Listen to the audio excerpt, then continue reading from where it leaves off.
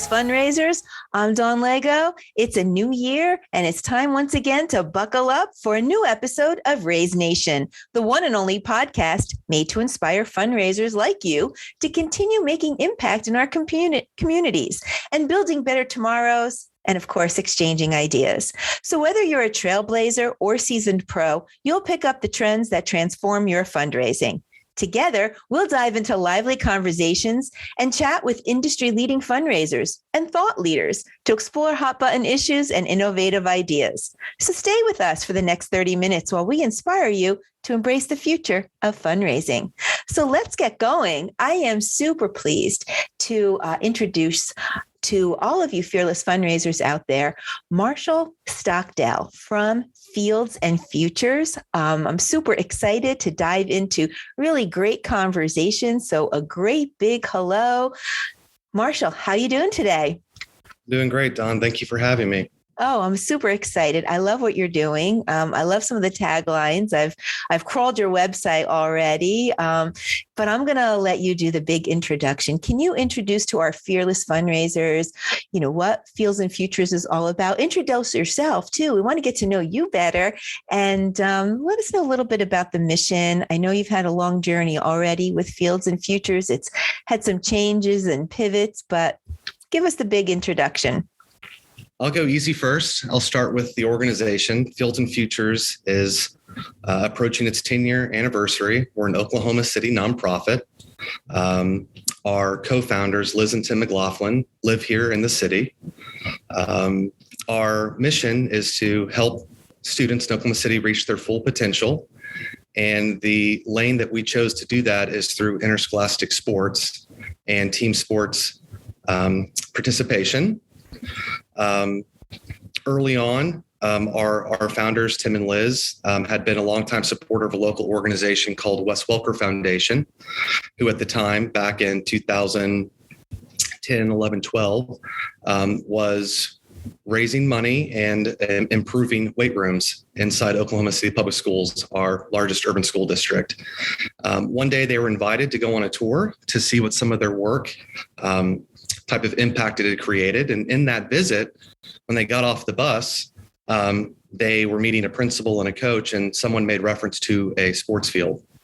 And in that moment, our founder kind of said, well, what sports field? And they referenced, well, you're standing on it. And what they saw then was really a pothole, riddle field with tires and broken glass. Oh my. And from their context, as living somewhat in, suburban Oklahoma City, and firsthand realizing the benefits that so many of their peers, friends, family, and children had benefited from team sports, they said, this is not a field and this is not right. And at that time in Tim's life, he had just exited a very successful business venture, and he was honestly looking for something to do. And on this school visit, he met the brand new athletic director for OKCPS, Keith Sinor, and he asked him right then, what's the plan? What's the vision? And Keith Sinor to this day tells the story that he tells people all the time what he thinks should be done, but he never expects people to follow through or call back. But lo and behold, the next day, Tim made contact with Keith and said, we're going to do something. And that's kind of the beauty of Fields and Futures ambition, is that we really don't look back and say, what happened? How did it get here? How do we assign blame? So much of our ethos is that's not right. We think this can help. We need to get to work.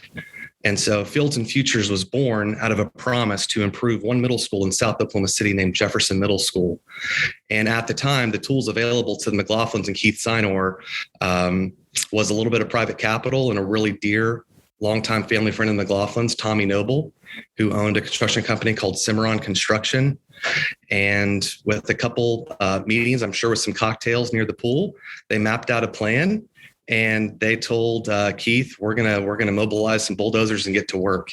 And what started with just a commitment to build an irrigated soccer pitch very quickly turned into then a promise to the principal and teachers that, we're going to go ahead and build a brand new baseball and softball field that had not ever existed.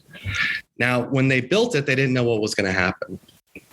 But within about 3 months, after about a 4.5 month construction build, they're getting calls from Keith Steiner, who's out of breath. Tim, you cannot believe this.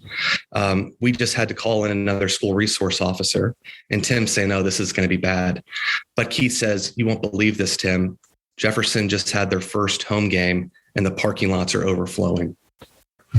And so for Tim to suddenly realize, whoa, this is one of our largest middle schools in the city at over 800 kids. And they're literally having parents overflowing the parking lot, parking on the street. They need traffic cops. It gave a great opportunity for Tim to go back and learn what's happening. And what was so overwhelming to Tim and Liz on that first beta project was the teachers talking about, this is giving me leverage. You know, when I can identify that one of my students plays sports, it gives me an opportunity to troubleshoot, to have a coach to lean on. So it really illustrated how being a part of a team and the interscholastic component of you have to make your grades to play, and the natural demand that kids have to want to feel purpose and to feel relied upon by peers and to, have a unique identity. It was really the gain or impact in the classroom that inspired our original team. So at that moment, Tim and Liz made a new commitment to the school district that we are going to improve or build irrigated, improved sports fields at all of your secondary school campuses. And so as a brand, it really matured. It really became more as team sports as a strategy to link up with academic mission, with a belief that students that had a reason to want to go to school, that had the reinforcement of the interscholastic component of making your grades. There was a belief that students will attend more days of school. There was a belief that students would exhibit better behavior. There was a belief that this could correlate or link up with graduation rates. So if they play, they stay. And if they stay, they graduate right off your website. Is that where that all comes from? And it's yes, Dawn. And it's easy to talk about where we are today and the sales claims we used to raise capital. But it's fun to kind of play 2013 all over with just how naive we were. So our original tagline was build, empower, inspire, under the concept that for us to really win the capital of donors to construct sports fields and give them in kind to the school district, that we would need to obviously develop some wraparound services to provide curriculum and professional development to coaches. Because within kind of a strategy framework, really, we were just giving tools to let administrators, principals, and coaches finally be able to get to work. And then the inspire component was really kind of a unidentified bucket. But we knew, and we certainly didn't know as much when we started, that we are probably going to learn about obstacles that our students and families face to even get to the sports field, whether it's nutrition, whether it's safe sports equipment, et cetera. But to kind of just piggyback on how kind of focused these initial claims were that we could somehow impact graduation rates, immediately when we started to focus in on the data and learn kind of on a longitudinal study, looking at the marginal gain between student athletes and their non-athlete peers, the data just shined. And it reinforced, especially at middle school, up to 11, 12 more days of school of attendance. This is a highly transient population, but it showed stability. It showed a approximate 85% days enrolled in an academic year for student athletes. At the high school level, immediately we were learning that upperclassmen in their second semester, 11th grade year, and their 12th grade year were voluntarily choosing to take more ACT attempts. So in Oklahoma City Public Schools, there is a requirement as an 11th grader that you take the pre-ACT. But to suddenly see the data illustrate the huge mental shift it takes to say, no one in my family's ever attended college. No one in my life has ever said I could be an engineer, a doctor, an attorney. Anything I want to be. But now I'm on this team. I've got these coaches. I've got this community behind me, and someone believes in me. Now all of a sudden it's like, well, why should I not go to college? And to see that play out and commitment to classwork, and then ultimately efforts to become more eligible to attend college was really fascinating. And I mean, obviously these are the biggest triggers that I think help our donors rationalize major investment. Wow. It's an incredible story. As you were recounting that story, I'm thinking of the founders, standing on the gravel of what was, then the athletic field. And I was thinking to myself, well, was that all it took? Really? The next day they really made a phone call, and you just shared that these just do it, right? Just a do it mentality. And, I know another tagline is the unstoppable together, and they really are the heartbeat of that, right? The founders, they're really that's it. We're unstoppable. We're going to do it together. Yeah. We are unstoppable, and here we go. So very quickly, for all the fundraisers out there, you probably want to put on earmuffs for this. But Fields and Futures is a very lucky organization. Upon inception, Liz and Tim McLaughlin, their family was in a position to start their own family foundation. So if we talk about our origin and how we were able to scale and generate these exponential returns so quickly, a lot of it has to do with the way that the McLaughlin Family Foundation, in a way, seeded Fields and Futures. Well, that's okay, but seeding is just seeding, right? I mean, that doesn't mean that you're not fundraising, because there's a lot.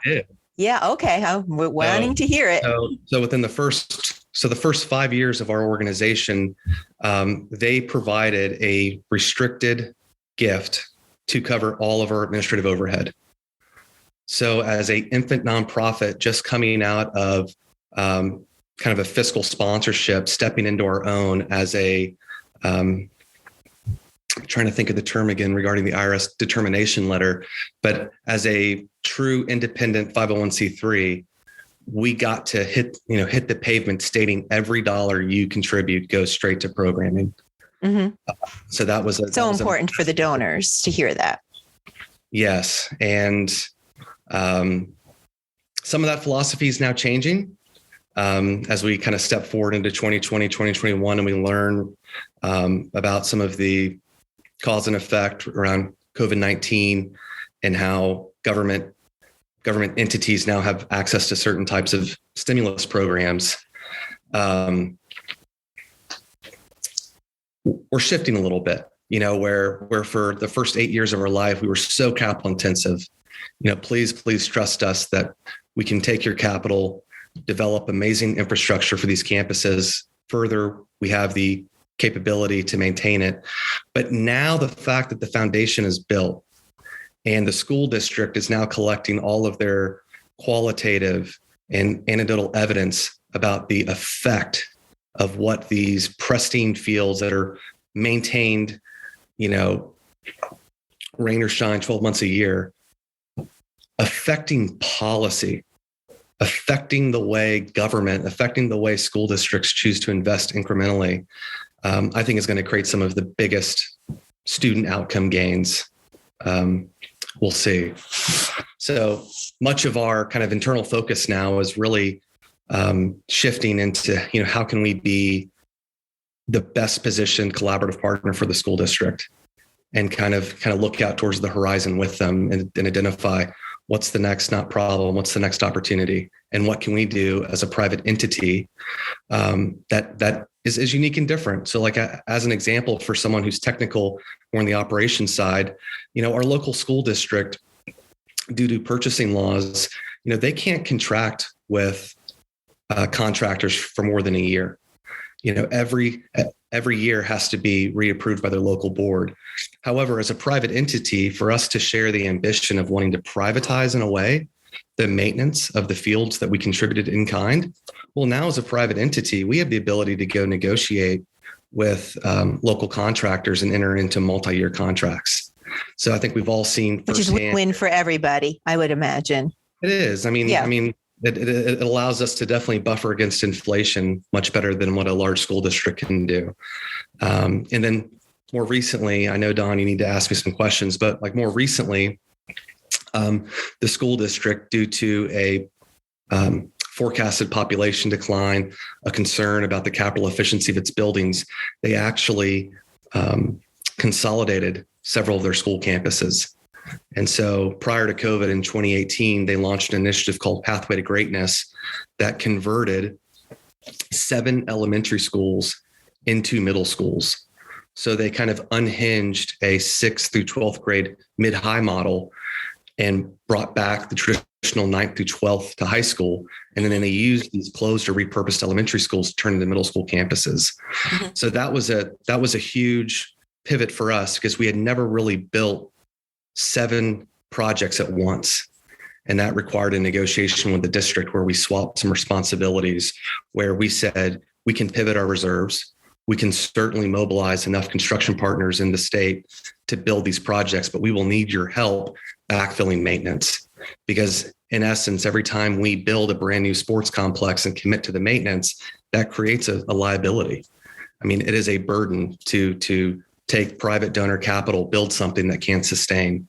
So we're actually just now kind of coming off of that pivot. The district has done a wonderful job purchasing critical maintenance services that we had historically done. And here in 2023, we're going to step back into that shoe and be truly a private arm working with the district. In tandem, so that they no longer have that maintenance burden.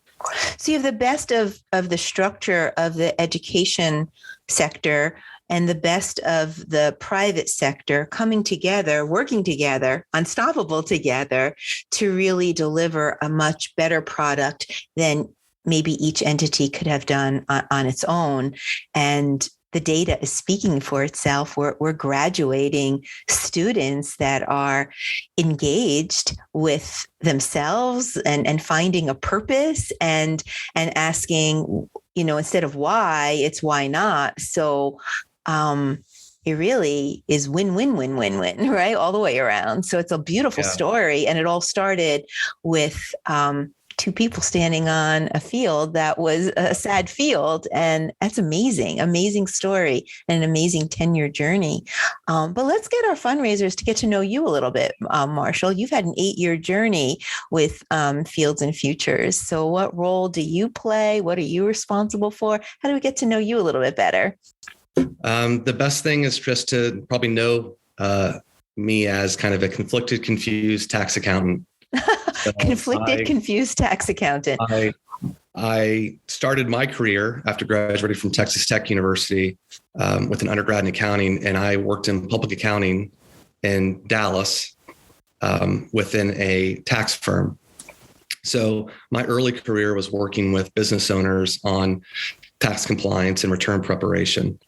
I met my wife on vacation at a music festival in Steamboat, Colorado. And by chance, let's give her a shout out. Let's Marshall's wife's name. Let's shout her out. And her name is Bevan. And from a nonprofit standpoint, she's also quite impressive too. She's just now rolling off as a chair position of a local nonprofit called Remerge that has done incredible work here in Oklahoma City. But that relationship, dating long distance, brought me to Edmond, Oklahoma, where my mother here, another shout out, her name is Dot Ryan, and she works at Fields and Futures as an independent contractor. But Dot in 2013 was introduced by a very good mutual friend to Tim about, hey, I've got this friend. He's got this big idea. He moves fast. He moves fast. He's made some promises. I'm a little worried about him keeping them.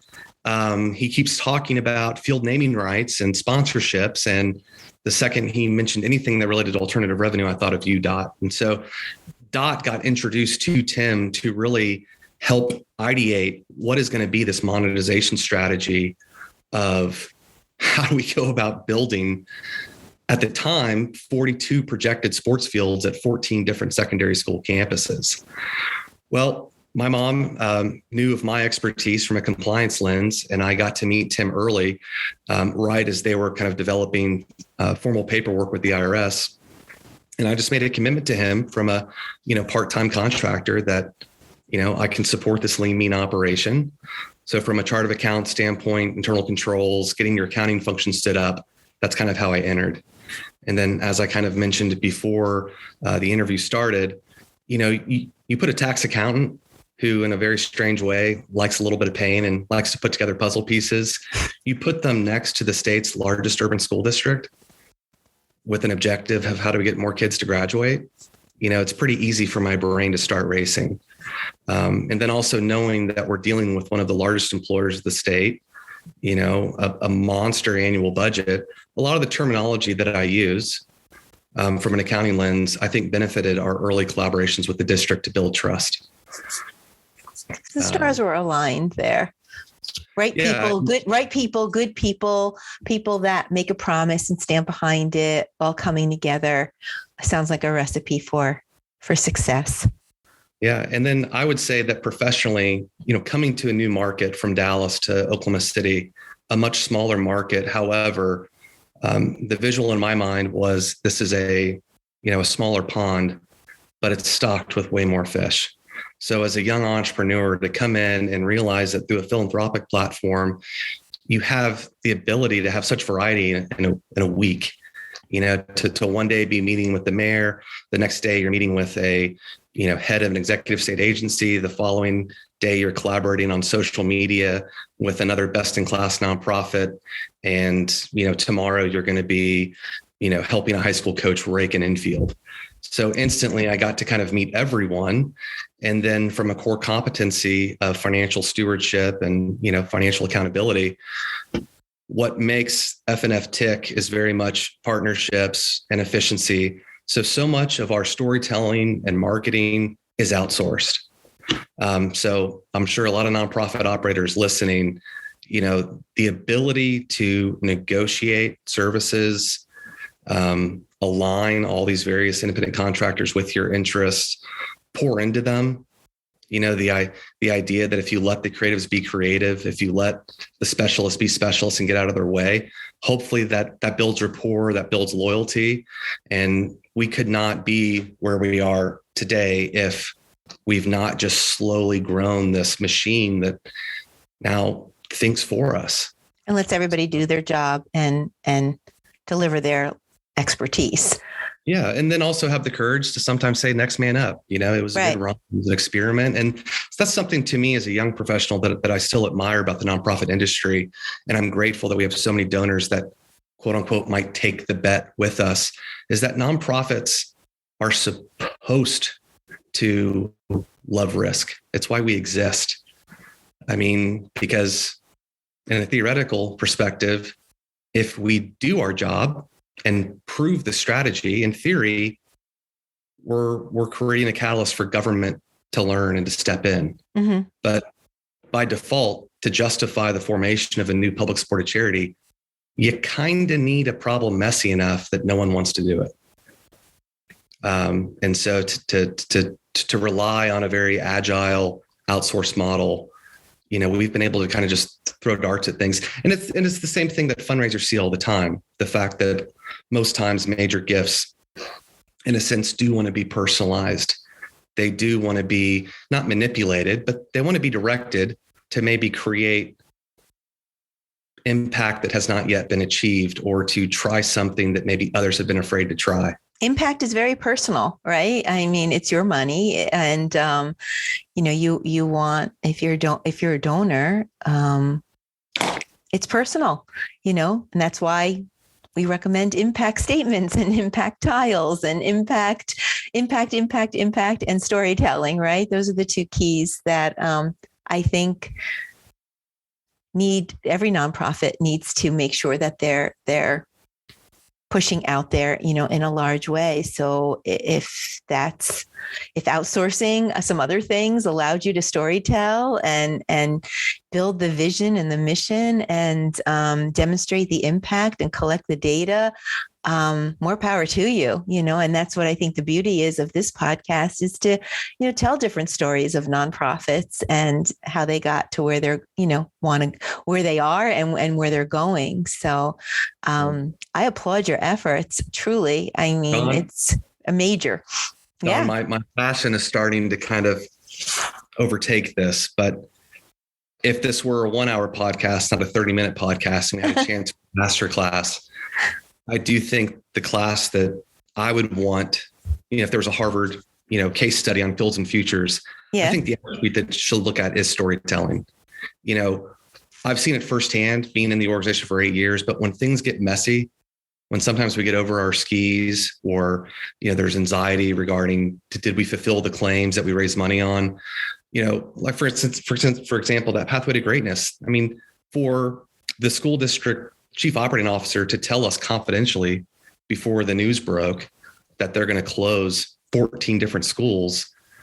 I mean, that's an empowering moment, a lot of responsibility, but every time we get a little too big or volatile, we can always just come back to the story. It kind of calms the organization. It's almost like less is more.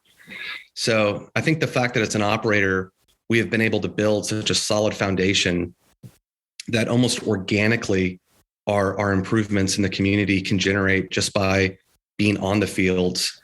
That's been a huge advantage to us. And then just to kind of thank a few kind of dynamic donors who have done some incredible things, but it still correlates to storytelling, is in 2016, we met an out-of-market company called Group 1001, led by a CEO named Dan Tauris. And he was in market to learn more about Oklahoma because one of their subsidiaries was now going to be licensed and registered to sell insurance. And just politically, he wanted to come in and kind of meet the stakeholders. But in a function that his team helped organize, he got to meet Fields and Futures and some of our collaborative partners, Police for Kids, Police Athletic League, and he was blown away. And he was really moved and disturbed at the idea that gangs start recruiting as early as sixth grade. And so sixth grade gangs. Mm-hmm. Yeah, and the fact that really practically Fields and Futures is trying to be a gang. I mean, we're trying to, equip kids with safe and competitive equipment. I mean, we're in a way using coaches to recruit, but we're not a gang, thankfully. But that inspired Group 1001 to make a $1.5 million contribution to our build efforts. But then they also separately underwrote a syndicated TV show called Power of Sports and used Fields and Futures as inspiration and gave Fields and Futures a PSA spot. But they produced 3 years of a 30-minute television show on Fox Sports Network that went across the country and did deep dives into markets, learning about how the power of sports can impact youth and communities. So that was, I love that. Yeah. That was a fun win for us. And from a storytelling standpoint, now all of a sudden we had episodic content. Mm-hmm. So one of our local vendors, Lampstand Media, was a partner in that, and they did all of the local storytelling. So every show had at least one OKC centric story. And so for us to put that back through our social media platform was another kind of unfair advantage. The story snowballed. Yeah. Yeah. Fantastic. Well, let's get to the students. Can you think or share or recall? I'm putting you on the spot here. I know that I am, Marshall, but bear with me. We're hearing about the big picture story, but can you tell us a direct impact story? Is there one student in particular that, without mentioning names, of course, we want to protect privacy, but is there one story that you could share with us that really gets to our heart about success and achievement? I can say his name because he's a graduate. Okay. Even better. He's actually a coach now. Uh-oh. And in the summer, he side hustles with us. So we met Jeremy Allen as a sixth grader at Jefferson Middle School. Oh, I got to sit back and listen to the story. Go ahead. So he was a beneficiary of our first project. And we'll kind of jump ahead, but in hindsight, we learned that he was in a very bad place. He was the oldest son in the house. He had a younger brother named Micah. I'm sorry, named Malachi. But Jeremy was a student where he knew he could almost self-diagnose that he had some anger issues. And playing outside, exercise, and team football, he knew was a good prescription for him. But at the time, because he could have gone in a different direction quite easily, right? He was going in that different direction. Okay. But he and his mom recall numerous times sitting down talking about him joining a youth football league, but it was too far away. It wasn't in this urban core. And also it costs too much. So imagine being in sixth grade, a important member of your family, his mother just passed, or grandmother just passed away. He was in a bad spot. He knew he was going the wrong direction. He wanted to play sports. He's got great parents, but they just couldn't make it happen. Well, Jefferson Middle School football field gets built. So now he enrolls. I have chills. Okay. And now he enrolls and it's seventh grade. And the coach is Officer Esau. So the school's resource officer is the football coach. And in Oklahoma City, it's not let's just say that they don't have excess surpluses everywhere. They do rely a lot on adjunct coaches who aren't necessarily teachers. But Coach Esau teamed up with Coach Juan Lozano, and they were going to go out and build the Jefferson Statesman football team, a team that really had never existed. And they identified Jeremy as a personality. Hey, I need you out here. Coach Lozano was his history teacher. And Jeremy makes a go of it. But sadly, Jeremy is still making really, really bad decisions. Okay. And there's something that happens in the classroom where he literally picks up his desk and throws it at a classmate. Oof. And here comes Jeremy going to the principal's office. And before he can get to the principal, Coach Esau catches wind and pulls him aside. And Jeremy tells the story. And we have a couple stories on Jeremy on our YouTube channel. But he basically says, let me tell you, Jeremy, you need to start thinking as a day of in-school suspension is like going to the county jail. And suspension as an adult is going to the penitentiary. And there was something about that conversation that really shook Jeremy. And that was like the pivotal moment that changed his life.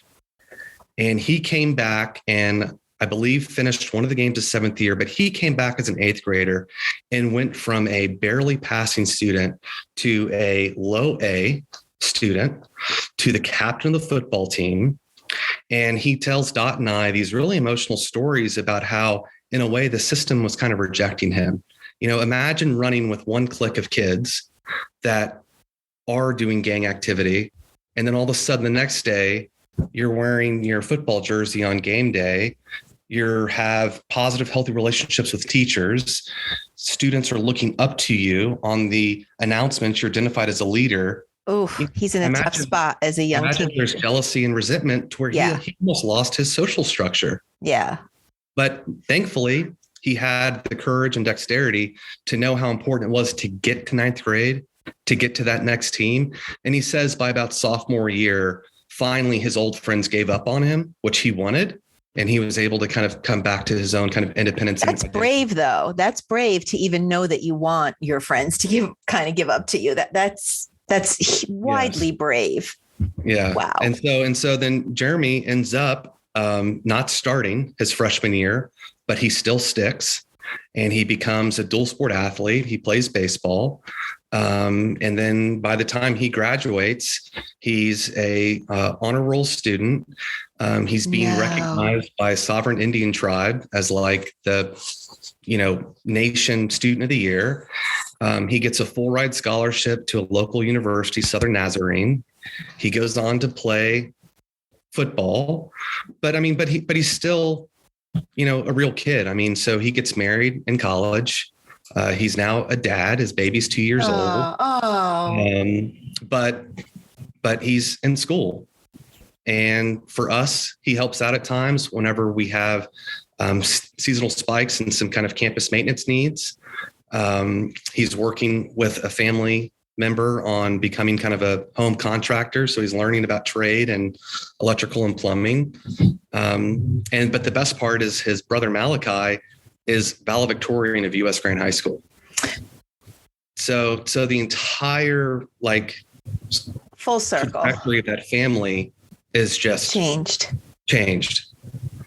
completely. Wow. And I then the love this story. fact that Jeremy is now an adjunct coach at US Grant. So he's the linebacker coach at US Grant. Amazing.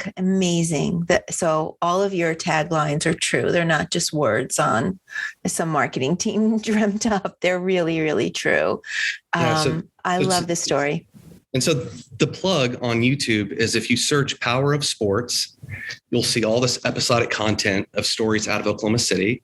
And one of our district attorneys, David Prater, tells a story of students in Star Spencer, where two students purposely did not participate in what ultimately turned into a fatal shooting because they quote unquote said to their parents, because my football coach would have, I don't think, hopefully they would have punched him, but they basically said there was no way I was following that friend because of how hard we worked to get what we had with our football team and coach.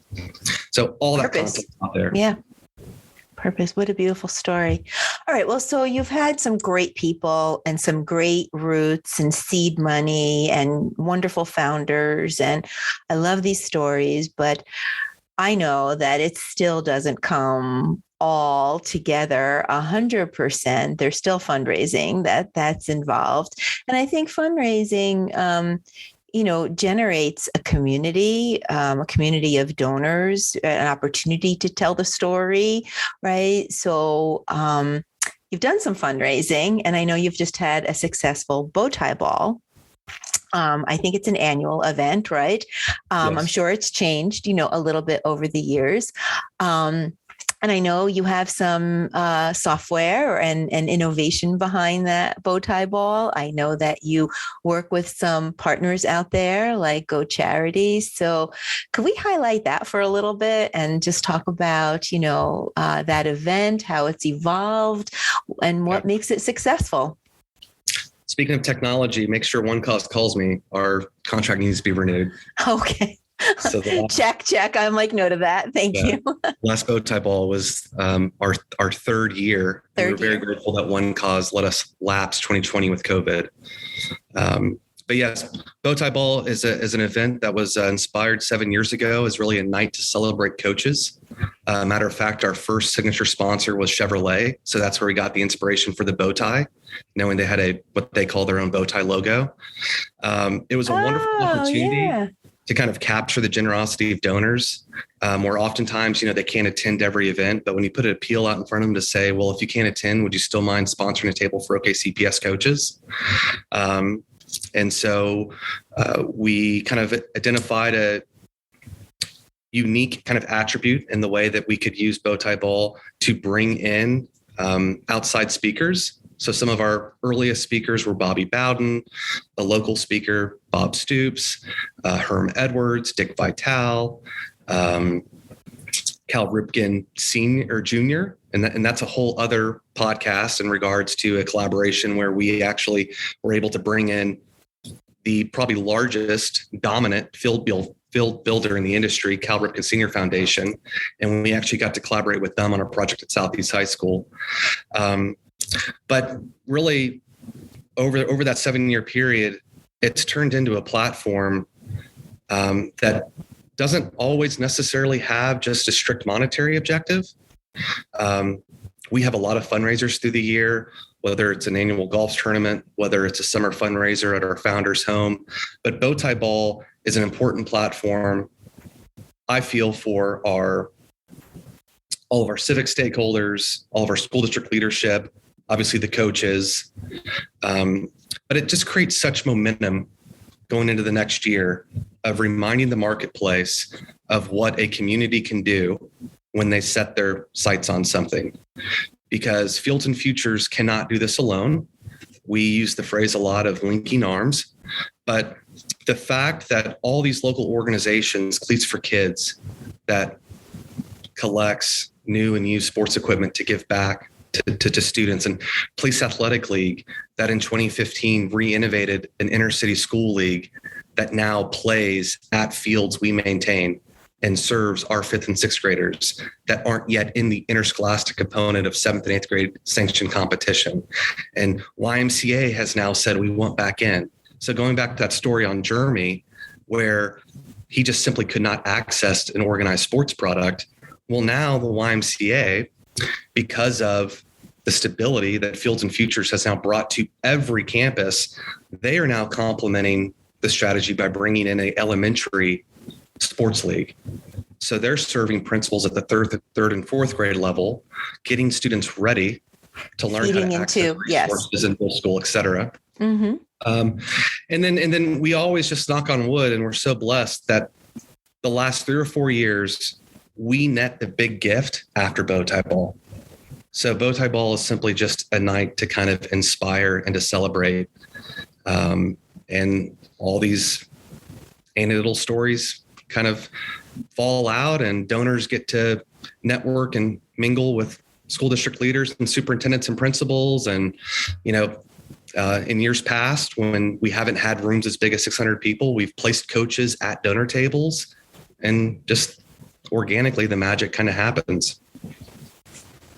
That's great. I mean, I agree. I mean, fundraisers and events, you have a goal, of course, but it is that opportunity to create community, to celebrate, to tell the stories, and, set things up for the year or for in your case, for the next year. So what's your best memory from Bow Tie Ball 2021? Tell me a little, if we could bring us back, bring us there, bring us into the ballroom. Wow. I mean, I know half the people in the room, and we got such great feedback after the event. Was there a mission moment? Was there a particular item that went for big money? What was some of the excitement? Well, so for me, just bear with me, like you're stepping into kind of the whiteboard with me. After the event, listening to Archie Manning, who was our guest speaker, and hearing the parallels and the stories he tells about his sons, there was a moment where he made a comment about obviously Eli and Peyton playing in the biggest games that are out there. And he reinforced the statement of, you want to play in the big game. And at the time, everyone just kind of glanced over because it's on stage. It's a question type format interview with a great local sports journalist. But that stuck with me.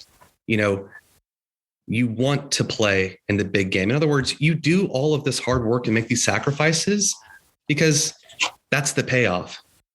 So for me, the parallel, when I think about Fields and Futures and the claims we sell back to our city, is Fields and Futures is helping our city play in the big game. So it's not about wins and losses. It's not about helping. Yes, winning is fun. I think it helps with retention, but it's about getting our workforce ready. It's about getting our community positioned from a quality of life, from a health, being able to attract, other corporations to relocate into our market. So I think we're playing with the campaign next year that really anchors on this concept of the big game, to help so many of our donors, because they all have different emotional connections to why they give. But I would love to get people anchored on, well, what is the biggest game and how do we get our city there even playing in it? But I need to go back because you did a layup, a softball regarding technology. One cause, we found it 4 years ago because we were experimenting with auctioneers that were kind of bringing their own baggage, their own suites, their own merchant processors.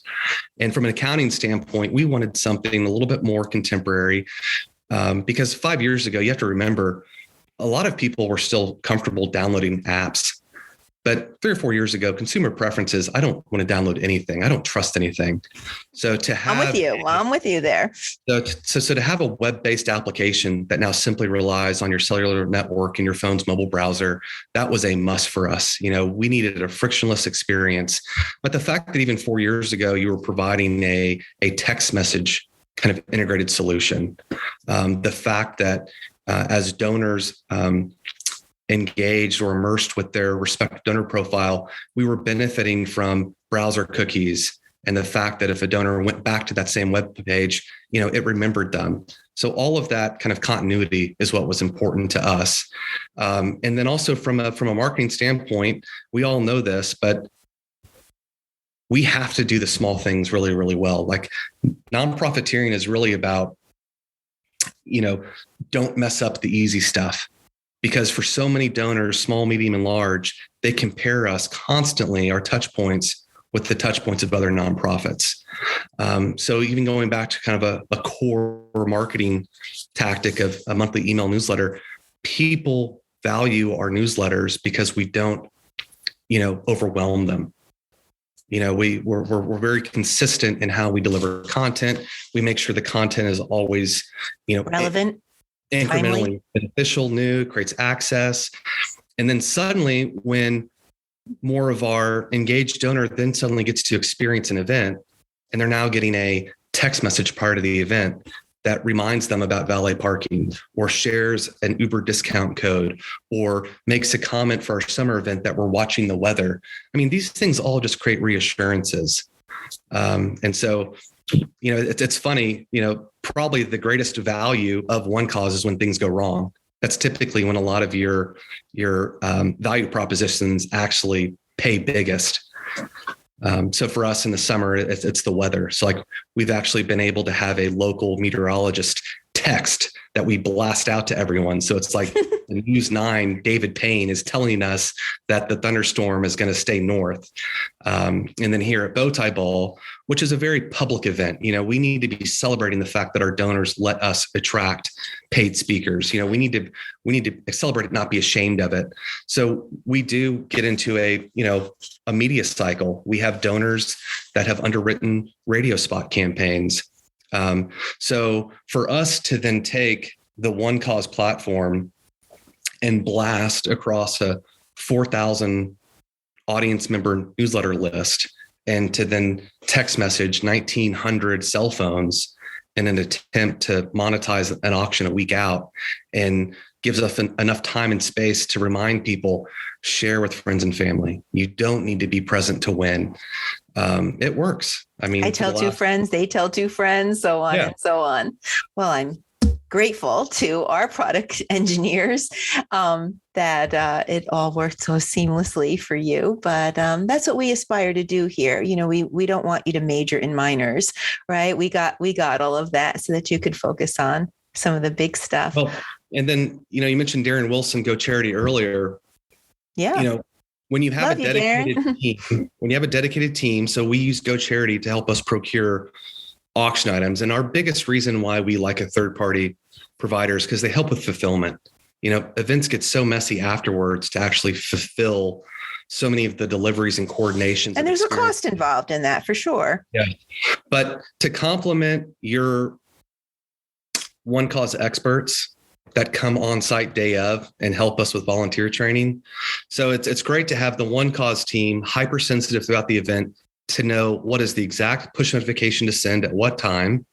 But then I've got an auction expert who's watching within the One Cause platform bid activity, seeing where there's bidding competition, bidding wars.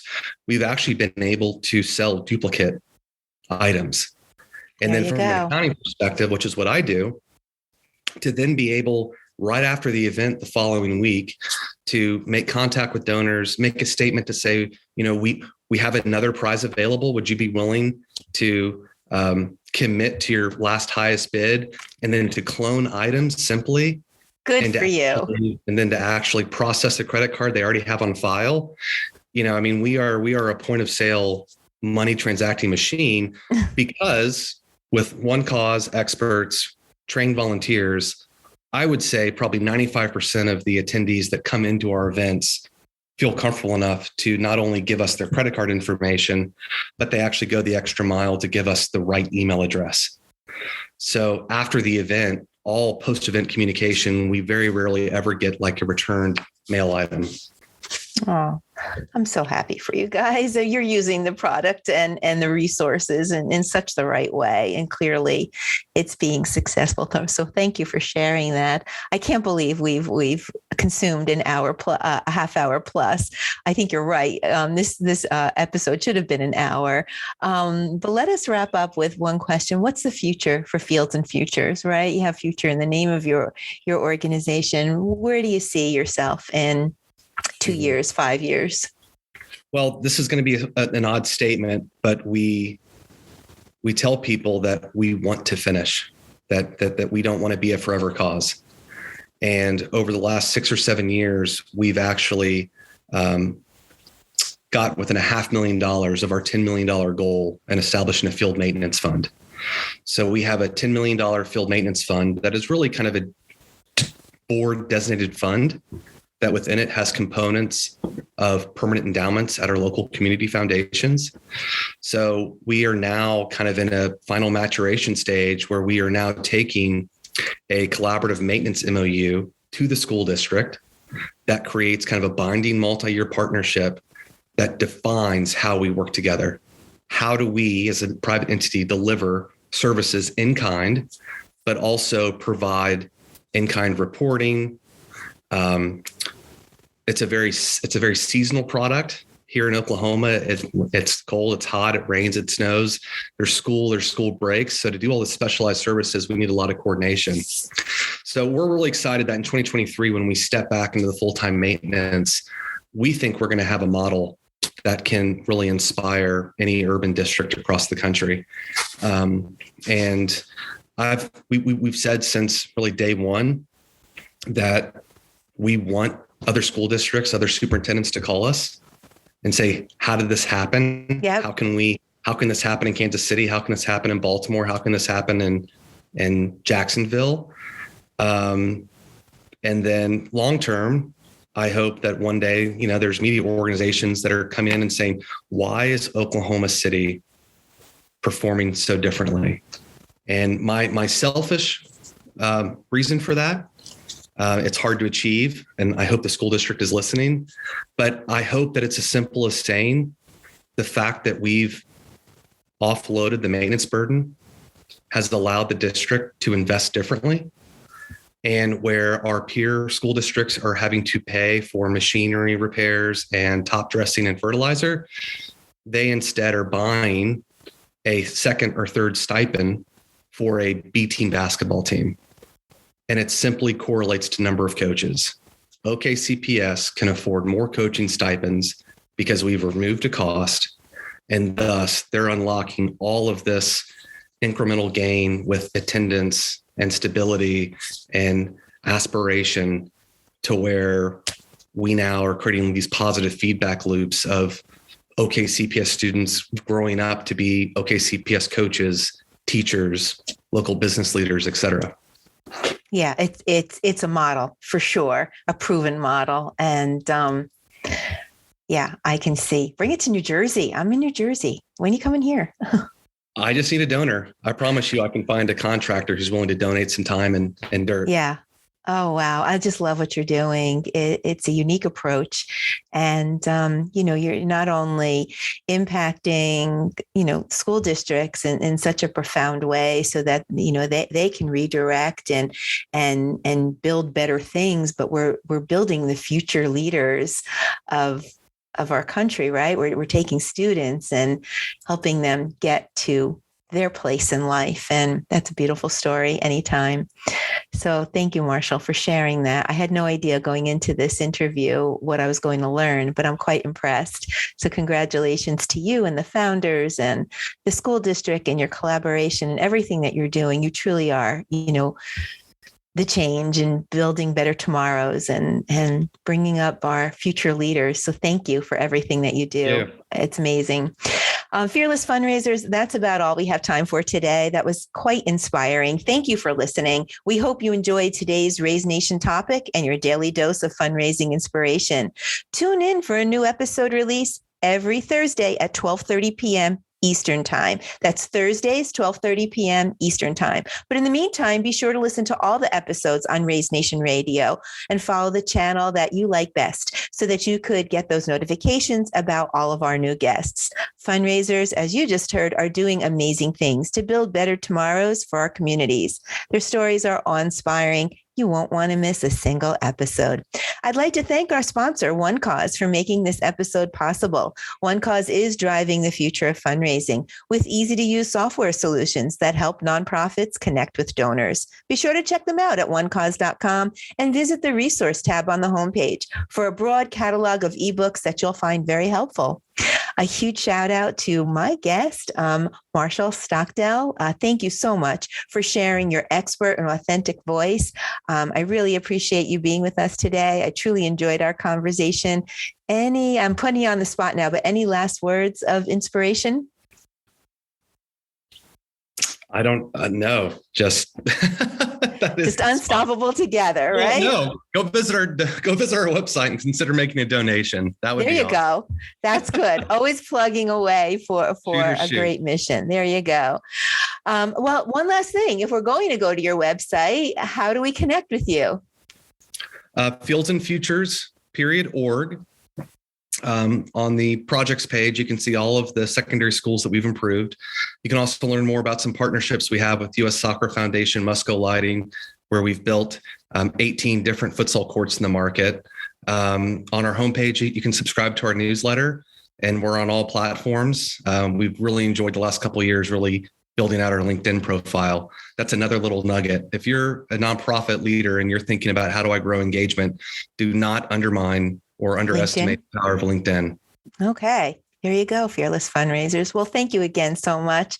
For now, that's a wrap. Until next time, I'm Dawn Lego, and this is Raise Nation Radio. Stay fearless out there.